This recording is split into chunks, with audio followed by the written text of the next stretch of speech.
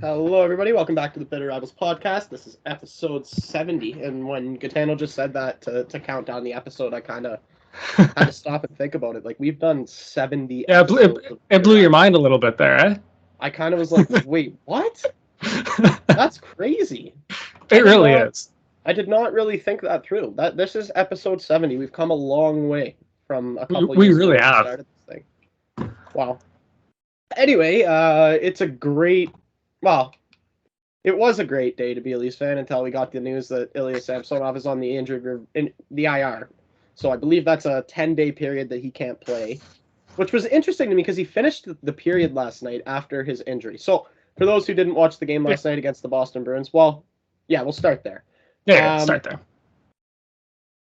It was the Leafs probably played the best they've played in, to be honest with you, as long as I can really think of right now. Like, I don't remember the last time they played such a complete game, from everywhere to penalty kill. Like, penalty kill was on top of it. The big boys were going. John Tavares has definitely gained a step on himself from last year, man. And he's shown that. Yeah. He's shown that big time. But every part of the game was elite last night. The goaltending was good. Sucks to see Samsonov go out, but Shelgren, when he came in, looked great. Made 7 saves, didn't allow a goal. 2-1 win with 2 Austin Matthews goals. One of them set up by William Nylander on an unbelievable individual. Bro, that was disgusting. That was a beautiful pass. Like, that was all William Nylander, and it was so money. Almost as nice as John Tavares' goal against Philadelphia on Wednesday, I believe. But equally disgusting. We'll talk about that one after. Yeah, no, and then there was the nice little kick play from Bunting to Matthews, and he had a little tuck there on Allmark. So those were the 2 Leaf goals, and the Boston goal was on a penalty shot, which we've already had discussions about. You do think it's a penalty shot, sorry, and I just, based on precedent, I don't think it is, because they've called much more shots not penalty shots. I get what you're saying there, but that doesn't make this one any less of a penalty shot. Yes, it does, because precedent has something to do with that. But anyway, we don't have to sit here and argue for an hour over whether that was a penalty shot. It's far from the most important part of the conversation. No, God, no. On the penalty shot, though, what happens is Ilya Samsonov, to be completely honest with you, was playing a little bit far out of the net, gets totally walked by Brad Marchand, and falls back and crumbles like a sack of potatoes on his knee, which was not good. And he was hurt. But he did finish the period, but he was hurt. He left the game. Do you know how long was left in the period when when the penalty shot was? Like, how much did he play through? I forget, to be completely honest with you. I do know he finished the period, though. Shelgren comes in, makes a few big saves. I think he had 7 total. And also, we had 3 straight penalties called against us, some of which were questionable. I'm not going to sit here and argue calls like I always do. I'm not going to do it today. But the difference being the Leafs won last night, right? Pardon? The difference being the Leafs won, so you don't need to question them. Exactly. So they 3 straight penalty kills, and you know who was a big part of that? Justin. Oh, the guy. I don't know. He sometimes is so good. He's such a good big bot. Like, that on the penalty kill is really where he shows his value. Like, but that's what I think he is, right? I think he's a 6'7" guy who you put on the penalty kill because he can do it well. But that's all he is. He beats the fuck out of guys in front of the net and blocks shots. He's not a 3-4. He's a 6. No. He's a 5'6", maybe even a 7 on a good hockey team, right? And it's not his fault that he keeps getting into positions to just get put in very, very compromising situations. Like, if Sheldon Keefe wants to play him 20 minutes a night, Justin Hole's not, he'd be like, nah, Sheldon, I'm going to sit this one out. Exactly. Like, that's what it is, right? And they obviously see something in him. I don't really know, like, what... I mean, is it that they see something in him, or is it they don't see something in anyone else and kind of have to go to him? But, like, I do say, like, I'd rather have Giordano play that many minutes, even though he's an old man. I get it. He's 39 years old, but he's also got much more experience and much more reliability on that blue line. We're talking about a guy who won a Norris, like, less than 5 years ago here. Right? 100%. Timothy Liljegren played top line minutes last night, and Timothy Liljegren looked fantastic. First game back from injury. The guy was playing on, I think he was playing on a pairing with, was it Morgan Riley? I think it was Riley Liljegren, Brody Hole, and then Giordano Sandin were the pairings last night. So he was playing with Morgan Riley. And just, he looks so good. For the stats nerds out there, the guy had an 82% X goals for in his first game back against the best team in the league. Because that's what Boston all right. That's all right. That's insane. And not sheltered minutes. Like I said, he's playing with Morgan Riley. He's playing against their best players, and he still had that high of an impact on the game. It's awesome to see, because that's something that we really needed, especially with this news that's kind of been hovering this week that Jake Muzzin might not play hockey again. I'm not confirming or brutal. But if it's true, brutal. Exactly. Yeah, no, it was great to see last night. And do you know what? On the other side of things, and this is a good little segue into a conversation that we should have later on the show after we talk about the Habs. It's almost like the Boston Bruins were playing with maybe something on their mind. Do you want to just do it right now? Because honestly, I'm down to shit on the Bruins whenever in this podcast. I'll happily do it right now. So let me do my bit first. Yeah, absolutely. Go for it. I don't know. Could you think of something that maybe might have been on the captain's mind? He might have spoken about it before the game. I don't know. I feel like players. Yeah, maybe Did you hear something yesterday? There might have been rumors of a signing. Maybe that was it. Yeah, but that nobody in their right mind would ever be on board with. Ever. Okay, so the Boston Bruins signed Mitchell Miller yesterday to a contract. This is the kid who was drafted by the Arizona Coyotes, I believe in 2019, 111th overall.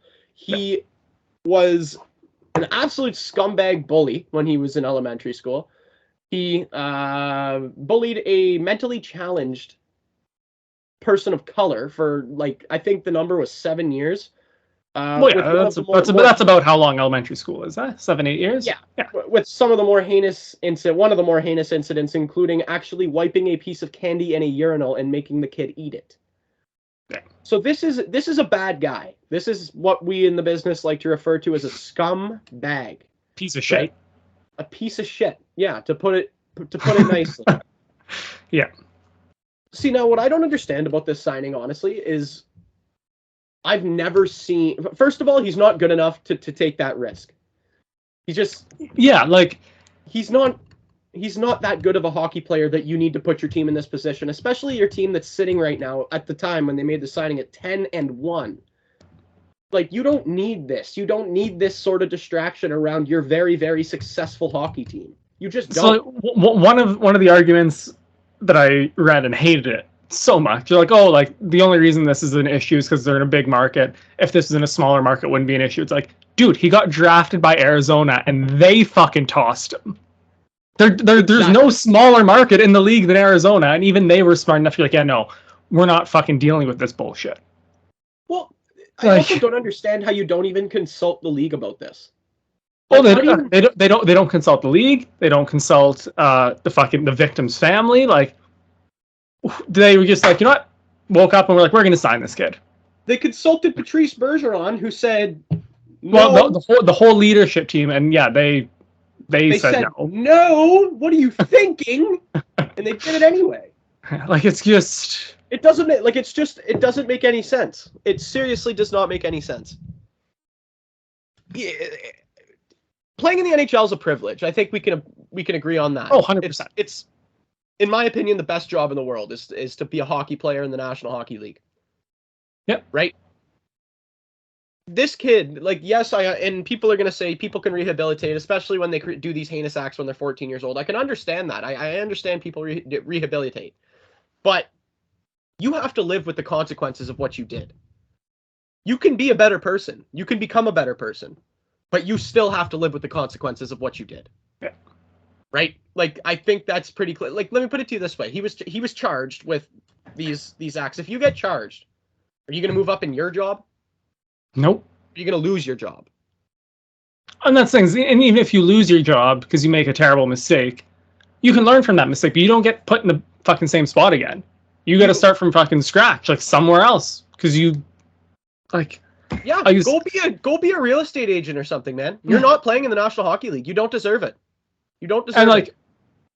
So this is coming from someone whose team drafted Logan Mailloux. So, like, and I don't, because before I say this, I'm not trying to say what Mailloux did was less bad. I'm actually trying to say what Mitch Miller did was more bad. You know what I mean? Like, with the Mailloux incident, as far as we are aware at the time of recording on Sunday, November 6th, was like a one-off isolated incident. Terrible, bad, punished for it, and is suffering consequences for it. Absolutely fair. Yes. But what Mitch Miller did was 8 years. Like that's right.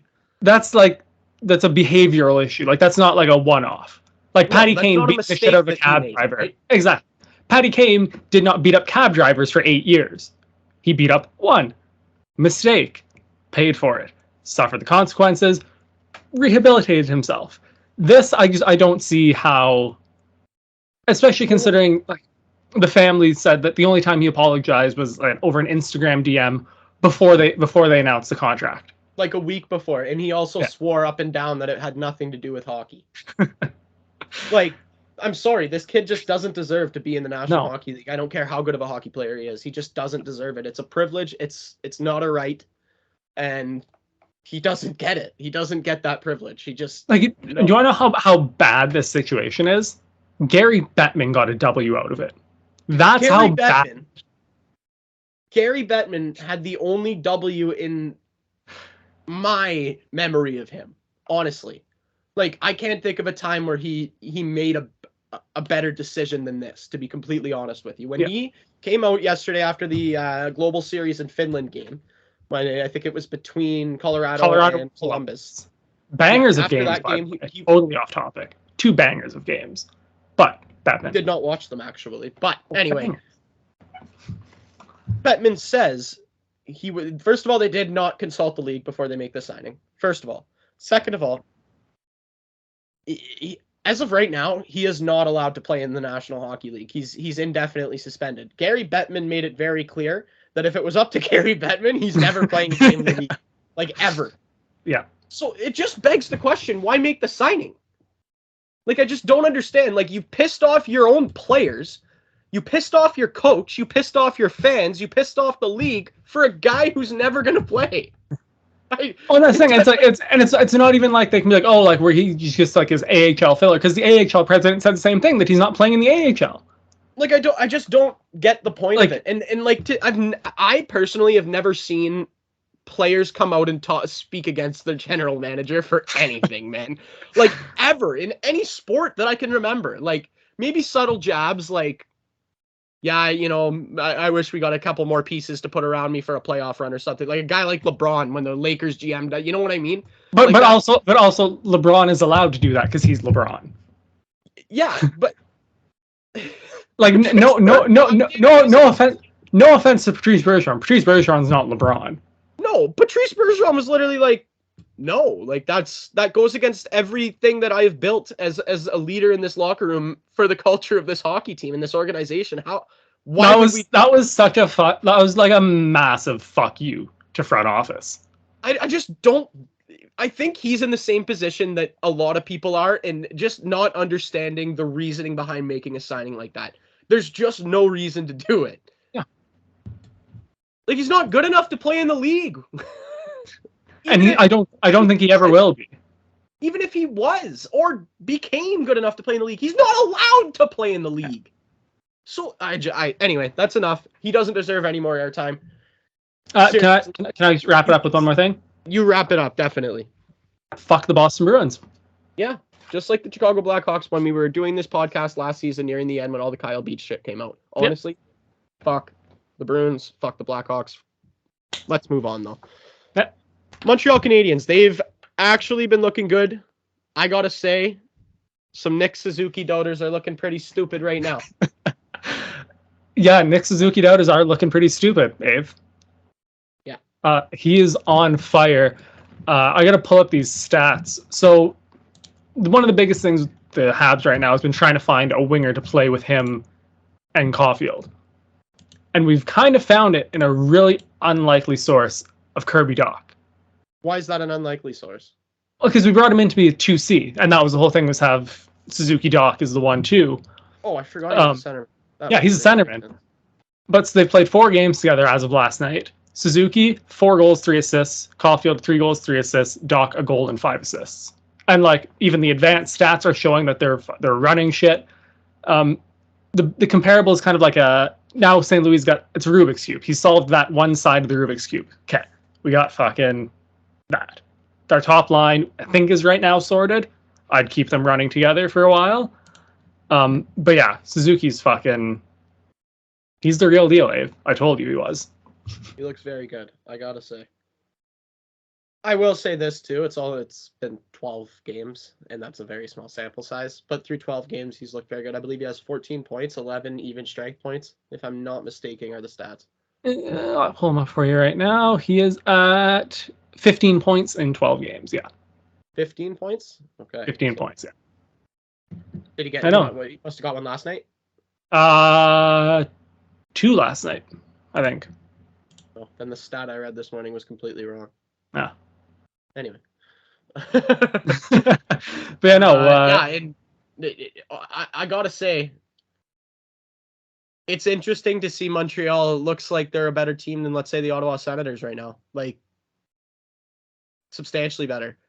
I don't think a lot of people saw that coming. I think we saw Montreal as a bottom feeder. A lot of people, maybe not you because you're a Habs fan. Well, I think there's a difference between being a bottom feeder and being like a shit team. I think the Habs are still going to be a bottom feeder. Like we're just not good enough to compete in the league yet. And that's totally fine. That's, it's where we are in the rebuild. But like we're not totally shit. Yeah. Like last year we were totally shit. Now we've got pieces. We've got fucking, guys like Suzuki and Caulfield are rolling. The young D are looking really good. Cade and Gooley. Oh my God. Like you're talking about Liljegren fucking playing not sheltered minutes and looking great. From game 1, Cade and Gooley's been on the top pairing. Yeah, I was actually going to mention how good he looks. That pass he made yesterday to Slavkovsky was that was an NHL play, man. Like that's the best way I can describe that. That was an NHL pass. So he's been playing with David Savard, who is not the best, not the worst, not the best. Yeah. But like he is Stanley Cup champion David Savard with the Tampa Bay Lightning. Stanley Cup champion David Savard, yes. But he's just looked so, like if you watched a game and didn't know he was a rookie, you would never fucking guess. Yeah. Like if the commentators didn't bring it up every time he does something ridiculous because he's a rookie, the fact that he's a rookie, you would never know. He's looked so fucking good. Well, let me put it to you this way. Not that I don't like what I've seen out of Rodion Amirov. He hasn't had much of a chance to really show us much because he's going through, he had a brain tumor, and he's been going through that. But Cade and Gooley was available at that spot, and I'm starting to think that might have been not a bad decision. Oh, I don't remember when he got picked. Give me a second, see if I can pull it up here. It was either 17 or 6. I think it was 16 or 17 because the Leafs had the 15. Yeah. Yeah, the Leafs had 15 and we picked Amirov. It was literally right. Like it was like Leafs then Habs, was it not? Yeah, it was. Yeah. Yeah, I remember that. But I mean, even at 16, I'm looking. Actually, it's a pretty fucking decent draft so far. Yeah, a lot of guys have kind of come into their own this year too. A guy like Marty Netchis is like, I don't know. I just maybe it's because I picked him up on waivers in fantasy, and I just love like how excellent he is at hockey. I just don't want him to. I had him. I think last year, and he was very just like solid. Yeah. No, the NHL this year. My dad was actually saying it last night. The NHL this year has been very, very fun. All the way around. The games in Finland were fucking phenomenal. Yeah, I didn't get to see it. What was that all about? So they played 2 games in Finland, Columbus and Colorado. Yeah. Because Rantanen and Laine, right? Kind of is what they do is they take guys like to their home, like big players from. It's a marketing thing. Like they played in Switzerland with Yossi. Exactly. Nashville played in Switzerland, right? Oh, and by the way, like all the Finns showed up. Rantanen, Lehkonen, and Laine all fucking went off those 2 games. Yeah. Like they were just super super good. Like they felt not like playoff hockey. Like they didn't have like the intensity of playoff hockey, but they felt like playoff hockey. Yeah. Like it was fucking good. Yeah. That's and that's kind of how it's been around the league, and I think it's a lot closer this year too, especially in the division that we're watching all the time. It's a lot closer. It's not like it was last year, where by this point we pretty much knew who the 4 playoff teams were, and it's literally the Canadians were mathematically eliminated at this point last year, so that's what I mean. Yeah. But yeah, it's been great. Actually, I want to get to just a couple of things from earlier in the week with the Leafs, if you have nothing more to add Habs-wise at this point. Just quickly on the Habs, so Slav has 1 more game to burn the first year of ZLC. Okay. So I don't the way he's been playing, I don't expect him to be sent to the A just yet. Like I feel like he's probably going to be a 50 to 60 game in the NHL this season guy. So I don't see the point of sending him down now to save burning it for like 2 weeks from now. You know what I mean? Yeah. Like I think it's gonna get burnt this year regardless. And then the other thing is the Habs are probably going to be looking to be getting involved in trading soon. We have, I think, 17 or 16 forwards on our roster, and we just fucking can't have that. So expect the Habs to be involved in some trade talks soon. Okay, what are some names that you think might be on their way out? It's going to be Hoffman, Dadonov, or Drouin. Has to be. Okay, like they are like the 3 odd guys out, I would say. I don't know if it would be that easy to move any of those contracts. That's the issue. You guys are probably going to have to eat something to take on one of those contracts. Yeah, and I mean, if you got to do it, you got to do it. You got to get those contracts off the books. Yeah, I hear you. Because you're either paying one of them. I think they're all in like the $3 million range, like 3 to 4, I think. So you can't be paying them. Dadonov might even be a touch higher than that. I think you might be right. Like I feel like it's like almost like a $5 million deal. I'll pull it up for you right now. So okay, so Druin's on 5.5. Fuck, they're all really high. Hoffman's on 4.5, and where is Dadonov? Yeah, he's $5 million, bud. Yeah, Jesus Christ. Yeah, 3x5, and he's still got. I think this is the last year of it, though. Yeah, because that was the contract that you guys acquired for the. Well, you acquired the player for the Shea Weber contract, right? Yeah. Okay. Wow. Yeah, like we have just too many forwards. So I assume it's going to be one of the 3 of them going. I don't think you're going to move any of the young pieces just for like quote unquote roster compliance. So yeah, it's got to be one of them. Yeah. And honestly, totally. if we have to like give up a mid-round pick to get rid of them, like fuck it, do it. Yeah. I hear you. But anyways, let's talk Leafs earlier in the week. Couple good games. Well, there was the big one in Philadelphia that was kind of like it was a game the Leafs really, really needed to win. Just another bad team. We've lost to bad teams this year. But are the Flyers bad this year? Yes, they are. They got some really good goaltending from Carter Hart to start the year. Carter Hart, isn't he like 6-0 with like a 9.25? Yeah, it might even be higher than that. Again, I know a lot of people aren't stats guys, but I was looking at like goal share percentage in the league. They're literally last place. Oh, 100%. Like literally, they've been getting absolutely saved by the guy between the pipes. Like it's kind of comical, honestly. Also, quick shout out to Carter Hart for having the best mask in the league, the Foo Fighters tribute mask. Yeah, that is a pretty sick one. Who is it that has the it's John Gibson. He's rocking a 946 save percentage. So that's just outrageous, to be completely honest with you. I don't think it's sustainable. The worst is he's the 3rd best in the league right now, with 1 or more games played. Ottinger and Talbot are higher than him. A 952 and a 951. Oh my good lord. Ottinger's the 952. 952 that that's sustained though. Like that's Jake Ottinger's Dallas's number one, and they're playing well. Cam Talbot in Ottawa, less so. Yes, he's I don't even think he's like, how many games has Cam Talbot played this year?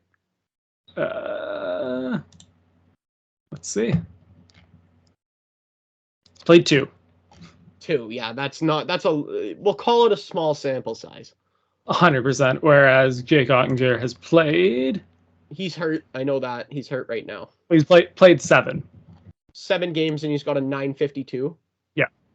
That's a little. It's a little nuts. Let's be honest. That's a little bit. It's really good. But anyway, in the game against the Flyers, sorry, I got off topic again. We started talking about save percentages and stuff. Game against the Flyers, that was a game that the Leafs really needed to win, and they came out to play. Actually, Philadelphia scored the first goal. Now it was a rip, kind of a knuckler bar down on Samsonov. It happens. Like those are going to go in. We got a Matthews tuck early to tie it at 1. And then it seemed like every time the Philadelphia Flyers gained momentum and things started to look grim, like they often do when you're a Toronto Maple Leafs fan, every time that dark cloud would kind of come peeking its ugly head, John Tavares would score a goal. Yeah, he kind of went off that game. Culminating in a hat trick for the guy with an assist on the early Matthews goal and a 5-2 win for the Toronto Maple Leafs, which was so necessary. Like, I can't tell you how bad we needed that win. It was just so relieving. In the second, like, all 3 of John Tavares' goals in that game were pretty filthy. But the second one was vintage John Tavares. Like, that was like that's going to be a top 10 at the end of the year goal for sure. I would say right now it's the number 1. I can't think of a nicer goal on the year so far. I'm gonna say it's a toss-up between him and the Suzuki penalty shot. Yeah, but pens don't count. We're talking about in-game 5v5 hockey here. If we're going 5v5 like happened in like open play, 100%. I haven't seen anything close to that yet. Dude, he absolutely turned Travis Sanheim into a bowl of literal chicken noodle soup, and then just takes all of the space out in front of the net. Like, nobody's knocking me off the puck. Bangs away at it, gets a second off, and puts it in. Want to know what it reminded me of big time? That goal that Rick Nash scored all those years ago. Remember when he danced two defensemen, and then he put the puck on net? Against Arizona. I think so. And then the puck just randomly dropped in front of him at the end of the play, and he just put it in. Do you remember that? After working 2 defensemen and a goalie? It was crazy, and that's what it reminded me of. That mixed with that assist that John Tavares got when he was an Islander.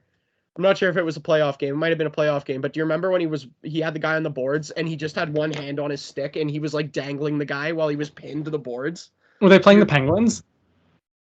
Was that the series against the Penguins? I think I know what goal you're talking about. Or the assist that led to it. Yeah.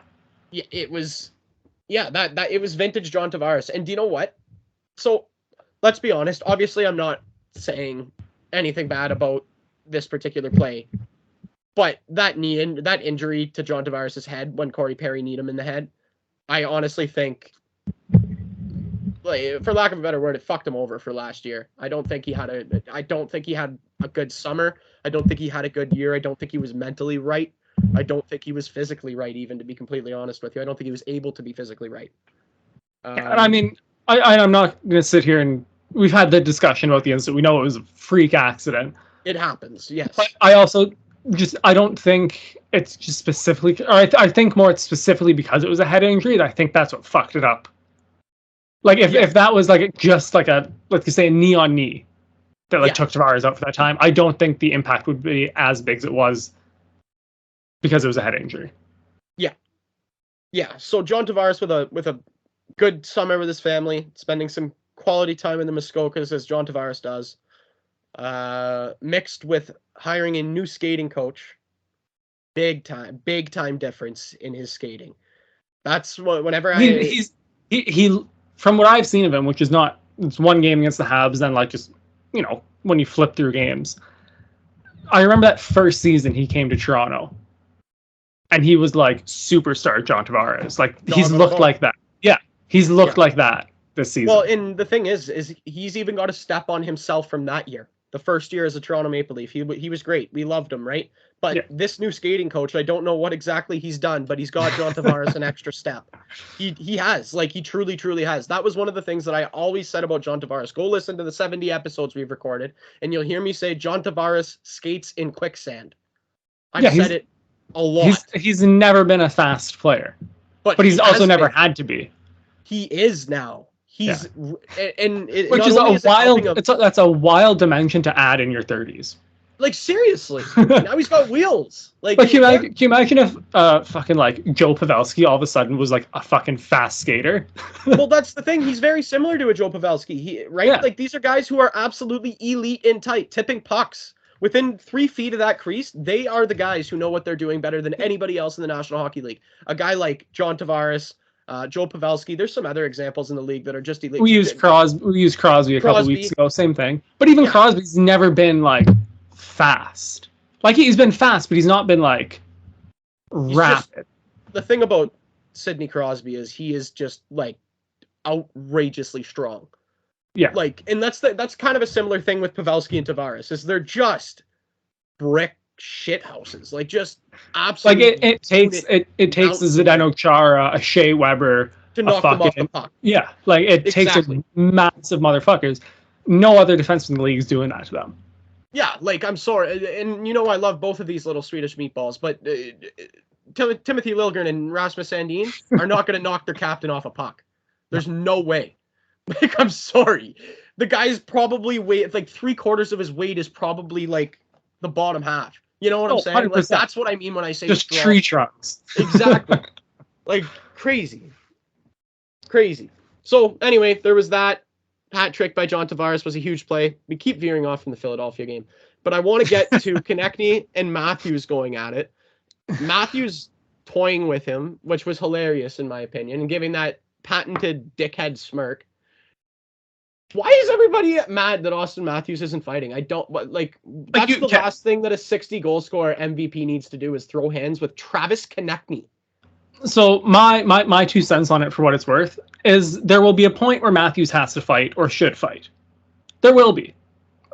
You know, I was seeing the stats for Crosby's fights, Ovechkin fights. Like, the elite players in the NHL at some point will end up fighting.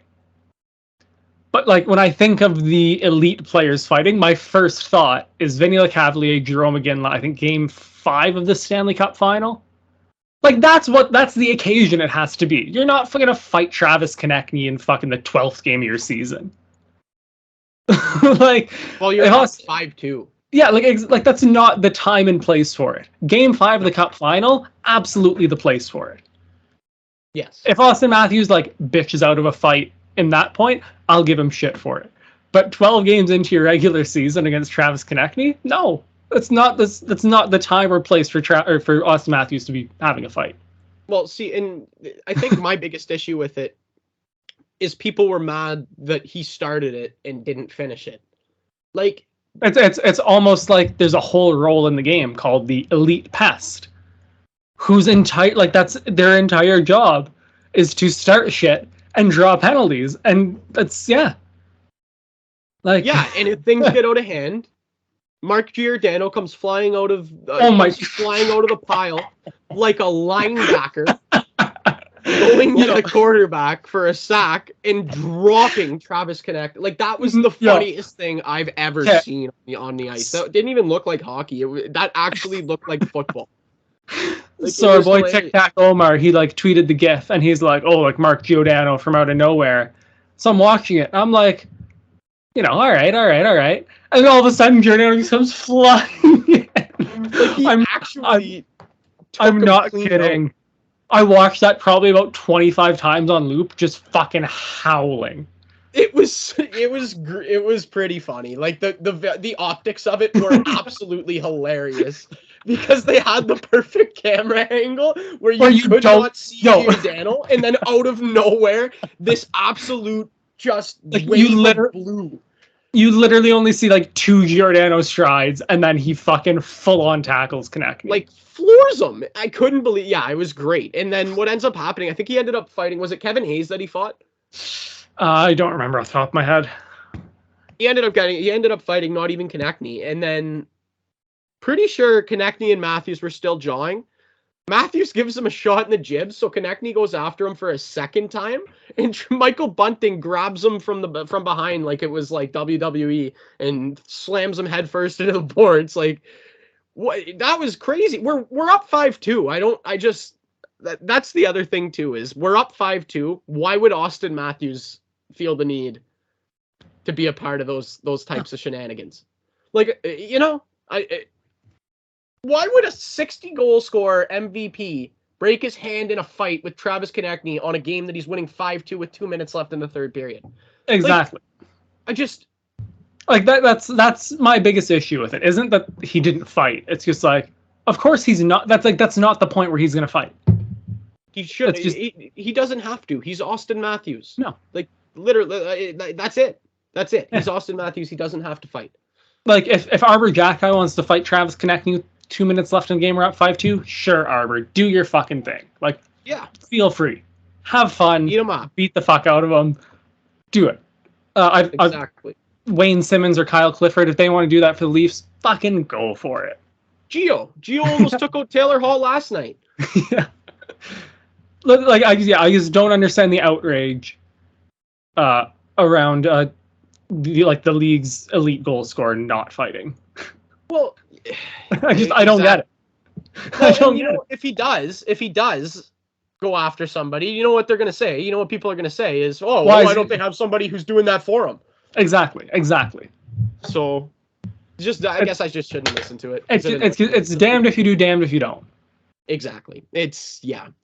But anyway, I'm sure as a Leafs fan, you'd rather he not break his hand fighting a nobody. Yeah. It's Travis Konechny. Like, it's like, I could see if McDavid is challenging Austin Matthews to a fight, I'd be like, kick his ass, Austin. Like, you know what I mean? Like, but McDavid doesn't have a fight yet, eh? What? McDavid has no fights yet, eh? Only in junior, and he broke his hand. Yeah, like that's exactly our point. That is literally the exact point we are just saying. Yep. And McDavid is the same.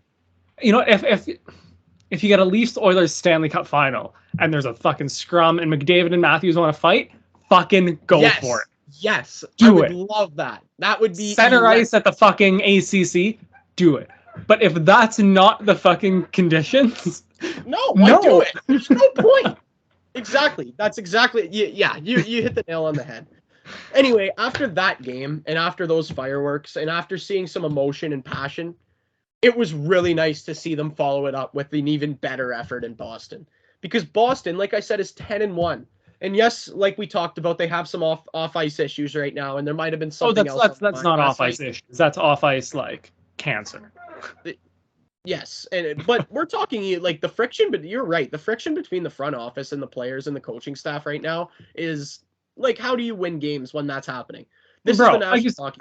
I don't want to go back to this, but like, Patrice Bergeron should not be in the firing line because the thing, the fucking front office, other than making their one statement and one set of interviews, have said nothing since.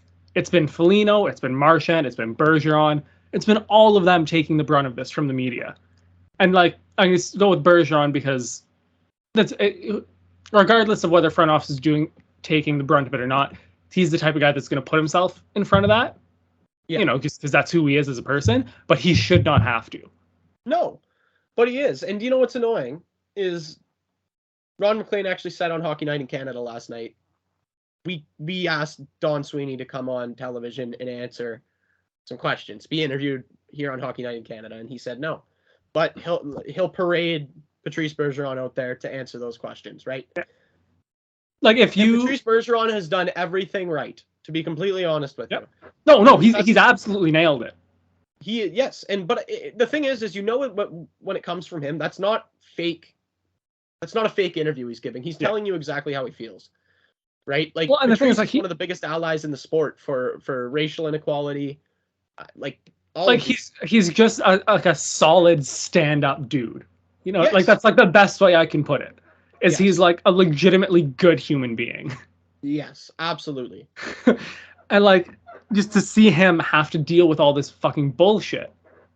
It's And like annoying. It's the thing not is right. he hasn't even given like the hockey cliche answer. That's how you know it's like Patrice is talking. It's not Patrice Bergeron, captain of the Boston Bruins. It's Patrice Bergeron, the human being, because he hasn't said any of like the hockey cliches. Like No. What he's talked about mostly is the fact that he's built such a powerful and distinctive culture in that locker room, and this goes against everything that it's about. yeah. Right? And he's outlined that quite clearly. And I don't understand how you receive that message from your captain as a general manager and still make the decision to sign the kid. It's so frustrating to me because you're right. He's such a stand-up guy, and he said it. He said, we can't do this. And you did it anyway. And I don't think Patrice Bergeron's ever going to be able to go out into the media and say, we said no. Don't do this, but the fact that he's been like, yeah, like we challenged that signing means that in the behind closed doors meetings they said no. He said in his interview, we will not welcome this kid into our locker room unless we see some real signs. Yeah, I think the exact quote, or the most exact quote was, if that same 14-year-old kid walks into our locker room, we won't welcome him in. Exactly. And that's pretty powerful. That's to come from a player and a captain of a team. Yeah.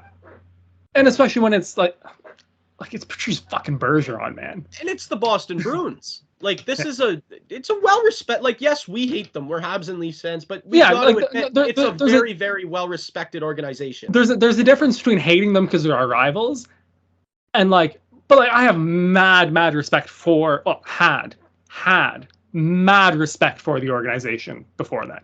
And what they've built. The culture, something I've always thought was fantastic was the culture. Did you know that they've banned the word rookie in their locker room to get away from those types of hazings and rituals? Know that. They've done that. Patrice Bergeron did that. I really like that, actually. Yeah. But I look back at their leadership teams as far back as I can remember. Jumbo Joe, Zdeno Chara, Patrice Bergeron, the guys like Lucic, guys like Brad Marchand, Marchand's a rat, and I know people are thinking that right now, but you can't tell me he's not a fantastic leader. Yeah, that's the thing. We're not talking about him being a rat on the ice. We're talking about being their leadership team. Guys like that won the cup, like Johnny Boychuk with them. Just that there's no bullshit in that locker room. That is honestly probably for the last decade plus has been one of the best run locker rooms, I would probably say, in all of sports. Yeah. And accountability, inclusiveness, just such a strong culture. More than and front office just more culture than the Toronto Maple Leafs have. Yeah. More, way more. And it's mainly, like you said, because of the leadership team. And it's really even Chara was a fantastic leader. I think Bergeron might even be a better one. Yeah, and that's a fucking statement, because I would definitely say Chara is one of the best captains the NHL has seen in the last 25 years. Exactly. Easy. But yeah, I just think for front office to have that and just fucking take a giant shit on it, and then sit there and put that fucking leadership team that you just shit on in the firing line for that, he's just... Yeah, it's a really ugly situation, and I don't really know how you fix it now. He's not going to play in the National Hockey League. I don't. But the thing is, even if they come out right now and say, "Oh, we're not going to sign him, cancel," you've already fucked. That's it. You fucked it already. You fucking cracked your fucking locker room right there, and you can put the duct tape on it, but the crack is still there. And I don't want to even if they were to fucking can the kid right now, there is still a long way to go for front office to earn the room's trust again. Big time. Like they fucked it. They fucked it. Yeah. And anyways, I don't want to fucking keep talking about this kid because he doesn't fucking I know, deserve but it's it. the biggest story in the sport right now. Right? I know. So that's why it keeps coming up, because it's the biggest story in the sport and it's an important topic. Also. I know. Right? And you're right though. Let's go about the league. Let's talk about some other stuff from around the league. Can we move to like a lighter story, please? Because I got one, just a quick one. Sure. Phil the Thrill Kessel. Phil the Thrill. The NHL Iron Man. Yes, Phil Kessel. The same Phil Kessel who does not drink water. The same Phil Kessel who loaded the Stanley Cup with as many hot dogs as he could fit in it. The same Phil Kessel who looks like a fridge on skates. That's also, Phil Kessel. Please tell me you saw the slow-mo of his fucking like snapshot from his Boston days. Yeah, I remember. That's dude. Fucking ridiculous. I was a hockey stick nerd. I used to watch those videos every single day, the same video over and over again from the Bauer YouTube channel. It was embarrassing, but I did it. Literally. It was hilarious. And I'd always be like, I want that stick, Mom, and I'd go get it. Yeah. But yeah, no, it's like that's a ridiculous fucking thing. Phil the fucking Thrill Kessel, the NHL Iron Man. And like, please tell me you heard the story. I don't know who, like what team it was, but they were doing something in the gym and he was like standing around reading a magazine. And like some like, not a rookie, but someone like on the team called him out. They're like, oh, like you just gonna fucking stand there? And then he slapped everyone in fucking leg press and went back to reading his magazine. Because he's Phil Kessel. The thrill, baby. And you know what? Let's talk about a guy. It's Hockey Fights Cancer Month. So let's talk about a guy who, after coming back from fighting cancer, like that's becomes the Iron Man of the league. That is like he's ridiculous. Unreal story, man. I love him. Like it's just such a positive story. Like, and you know all the shit here's the thing. he went through playing in this stupid city. Like, oh my God. No, I was about to say nobody hates Phil Kessel. Toronto media hates Phil Kessel. Nobody outside Toronto media hates Phil Kessel. We don't hate Phil Kessel anymore. We did at the time because he was the leader of an underperforming team. Toronto media probably still hates Phil Kessel. Toronto fans. No. Oh yeah, I guess you're technically media now. But no, I'm talking like the mainstream Toronto media still hates Phil Kessel. Nobody else does. I don't hate you, Phil. If you're listening, Phil, I don't hate you. There you go, from the man himself. I honestly kind of was thinking it would be really, really nice if we could get Phil Kessel to sign like a league min contract to play on the Leafs' third line. That would have been elite. But the only issue is he definitely wouldn't have kept the Iron Man streak because we're way too fucking up and down with lineup changes. So that's when you're a team like the Leafs, you can't just throw him in, like, you know. When I think it was last season. Was he with Arizona last season? Arizona last season. Yeah, he's with Vegas this season. Yeah, which is great for him. I love that for him. And it's kind of scary because Vegas is kind of good. But even there was one game. It was for the birth of one of his kids where he literally just like played one shift and dipped. He played a shift and then he got on a PJ and flew to his child's birth. Yeah. Like, love that. Kind of a legendary thing to do. Like, literally just one 45-second shift, kept the streak going, dipped. Yeah, love it. Love that from Phil. Such a Phil thing to do. Oh, yeah. All right, let's update the Bitter Rivals Fantasy League. Let's pull up the rosters here. Oh, it's a fucking big game, big matchup this week, by the way. Yeah, it was kind of me versus Gitano this week, and he's kind of beating me. Yeah. I'd like to thank Tage Thompson for putting up a 6-point game to start my week. Was insane. The guy turned into Prime Lemieux. Man, it was one of those things. So I'm in a couple of leagues, and I'm scrolling through Twitter, and I see like, oh, Tage Thompson has 4 points. I'm like, please tell me I have. I knew I had him in one of my teams. I'm like, please tell me it's the Bitter Rivals one. And I look, and he had like 65 points. And I was like, let's go. That's a big start to a fucking week. As of right now, the score between you and me is you're beating me 434.7 to 358.9. Projected finish is you're going to finish at 440.21 and I'm at 400.96. So you're going to beat me by about 40 points. Yeah. When all is said and done, I have 5 games remaining to play. You have 1. Looks like you just have Jakob Slavin playing today. I have Montour, Netchis, Bunting, Zibanejad, Tavares. Yeah, so you got to put up like 100 points, but I have to put up about 100 points between those 5 guys. So 20 points each. Don't think it's going to happen unless JT throws up another Hattie. I mean, like, that's the thing. Like, the way the Leafs are playing and the fact that you fucking have a bunch of them still scares you. Like, I don't think this week is over yet. I'm not going to lie to you. I think it might be time to drop Michael Bunting. What? Okay. Can I just, for a second here, Jordan Kyrou just signed a contract that was like 8.5, was it not? Let me pull it up.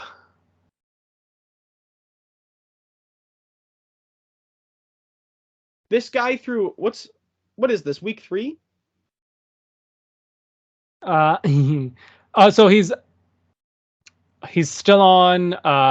No, it doesn't even kick in until next year. That's right. Yeah. So he's on 2.8 right now. Next year it goes to 8.125. 8.125 for 8 years, right? Yep. Oh my God! Want to hear how many fantasy points 30, this guy 31? has? Yeah. This guy I'll tell you how many real points he has, and it's 3 through 9 games. Dude, he's 635th overall for season rank for fantasy points. He's got a total of 17.2 for 4 weeks. Arbor Jackeye has the same amount of regular season points as Jordan Kyrou right now. Yeah, exactly. That's an issue. And like, I love Arbor, but that's not a good thing. That's an issue.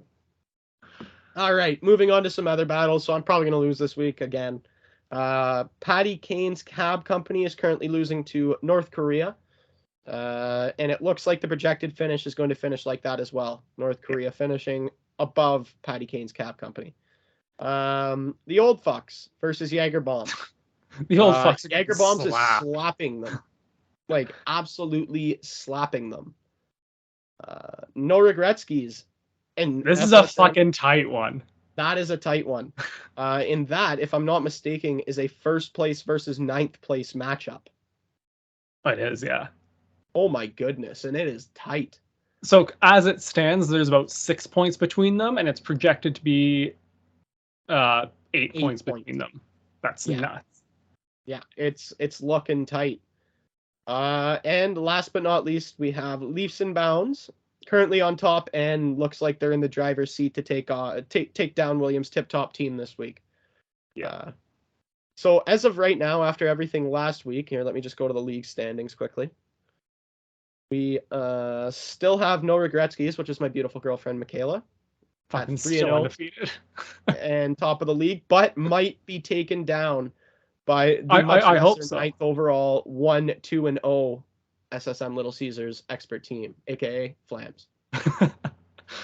I know Flams is he's really into it right now, so he's my dark horse for the league, because I feel like if he gets pissed off enough by it, he'll just spend way too much time fucking becoming an expert in it and just fucking kicking the shit out of us all year. Yeah. Well, something that hurt him is he had Jakub Vrana go out for like an indefinite amount of time. Yeah. And that was probably a pretty decent pick for him. Like, that and he runs 3 goalies. That is also a bad strategy. I tried it for a week and it definitely was not the play. But the only reason I tried it is because I don't want to drop Thatcher Demko. But Thatcher Demko has sucked because Vancouver has sucked. Can we talk about Nashville having like 7 shots through 2.5, or like through like a period and a half against the Canucks and still winning? And winning. Like, and I know at the beginning of the season I said I liked Vancouver's project. I'd like to recant that statement, scratch it from the record. They're dog shit and they're awful. Yeah, no, they're never going to be good. Nope, they're on year 8 of a 5-year rebuild, so. Yeah, exactly. Yeah, something they should have did. They should just blow it up, like we said. I think we said it last week. They should just blow it up like they should have in 2014 when the Sedins retired. Like, realistically. Yep. Yeah. Anyway, anything else you wanted to get to this week before we call her an episode and call episode 70 a finished product? I'm just double checking our Twitter. I knew I had a couple things saved. I thought I had a couple things saved from the week. I don't think so. What about fill in the blanks? Nothing this week? Nothing really. I was trying to think of one for Phil Kessel, but I just kind of I knew that would just kind of end up having him being like the butt of the joke, and he's not really a joke. He's the NHL's Iron Man, so like, just hype him up. Yes, he is. Actually, you know what? I'll give you one. If you had to pick a player currently in the league or like a prospect, who do you think the next guy to not break it but kind of get close to that's going to be? Iron Man. Iron Man. That's an interesting one. It's hard to kind of think about. Yeah. What about a guy like I know he's had his injury problems in the past, but what about a guy like Leon Draisaitl? I think as long as that leg injury from last year isn't like a recurring thing now, I don't hate that shout. I thought it was a decent shout. I can't really think of anybody else that kind of fits the mold of like a bigger body guy who doesn't put himself in a lot of positions to get hurt. Yeah, because that's the thing. It's a weird balance you have to try and find to be to be the Iron Man. You know what I mean? Yeah, you have to be a very, very good hockey player who's going to be capable of playing at that level for a lot of years. Yeah, because that's things like you can't you can't get scratched, you can't get hurt, you can't get suspended. Like, so finding like that perfect. Yeah, that's an interesting one, to be completely honest with you. Like, if Austin Matthews can shake his shoulder injuries, that would be something he could do. But no, because he puts himself in very precarious positions sometimes. He just does. Yeah. You know what I mean? He goes for pucks sometimes. He's so big and he's so long that he can go for pucks, and sometimes he puts himself in spots. I'm like, you're gonna get your head taken off, man. Like, oh my god. But it's how he's elite. That's what makes him elite, is when he plays like that, when he's playing with that kind of dog on the bone mentality, like, it's my puck, I don't care. Actually, let's see if I can see what the other Iron Man streaks among active players is. Brent Burns is on 690. And then there's so Phil Kessel 995. Brent Burns is second at 690. Third place, Johnny Gaudreau, 306. So I don't think we're going to see anyone getting to fucking 995 for a very long time. No, it's a different game too. Nick Suzuki is currently on 221. I know he played all 82 last year and he was the only Hab to do it. I didn't realize he was on 221. That's impressive. That's a lot. Do you think he could do it? I mean, I'm like knocking on all the wood in my room right now. He hasn't had injury issues. He hasn't had like suspension issues, and his play is obviously at a very high level. Like, if he can keep it up, I don't see why not. Yeah. But I'm looking at like it's so like you could literally just have the flu one day. Oh, and that's like okay, and that's like the nuts thing about this. Like, even like it doesn't have to be like to be like, oh, you know, I'm food poisoning. Had a fucking shitty burrito. Had a shitty hot dog. I got food poisoning. Can't play tonight. The Kessel streak started November 3rd, 2009. That is fucking nuts. Yeah. Also, the Suzuki one. That's October 3rd, 2019. Like, I literally think that's his open. I don't think he's missed a game in his career. That's kind of crazy. I'm pulling that up right now.